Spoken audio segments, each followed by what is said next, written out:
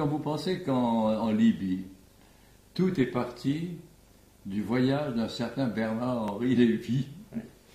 Oui. Monsieur, vous qui fûtes ministre des Affaires étrangères, Oui. que pensez-vous de votre successeur? Écoutez, Monsieur Lévy, Vous êtes fier vous êtes fier de succéder à Vergène et à Talleyrand. Oui. Que pensez-vous de votre successeur, Monsieur Lévy? Je n'ai pas le sentiment de voir un successeur ou un héritier même qui puisse être Monsieur Lévy. Écoutez, une Américaine me téléphonait ces jours-ci, me disant, je n'arrive pas à comprendre ce qui se passe, Jacques, expliquez-moi.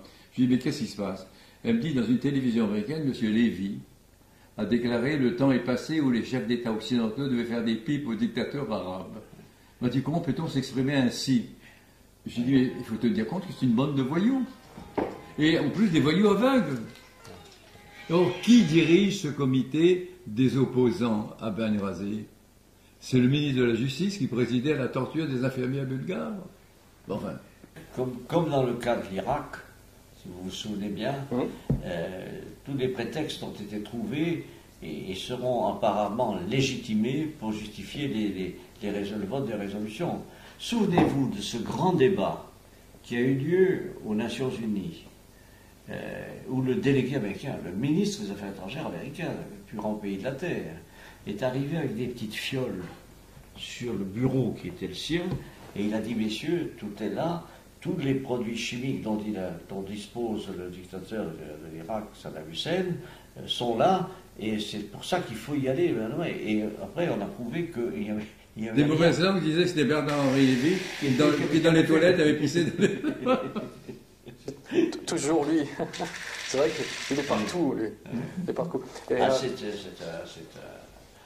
c'est terrifiant. C'est un penseur. Non mais écoutez, c'est terrifiant. Moi, en tant que Français, encore une fois, de voir que c'est ce monsieur qui devient le porte-parole de l'engagement des troupes françaises en Libye. Écoutez, sans passer par les contrôles habituels, qui parle depuis le perron, qui appelle de là-bas le président de la République pour lui dire voilà ce qu'il faut faire, etc. Donc on est vraiment dans un État qui n'est plus l'État souverain que l'on connaissait. Vous imaginez le général de Gaulle, je ne veux pas parler des autres, mais le général de Gaulle dans cette situation, avec va en guerre, qui là-bas l'appelle, en Indochine ou ailleurs, en général il faut venir. C'est un côté stupide. Stupide. Il n'y a plus d'État, c'est un état de choses. Petites choses.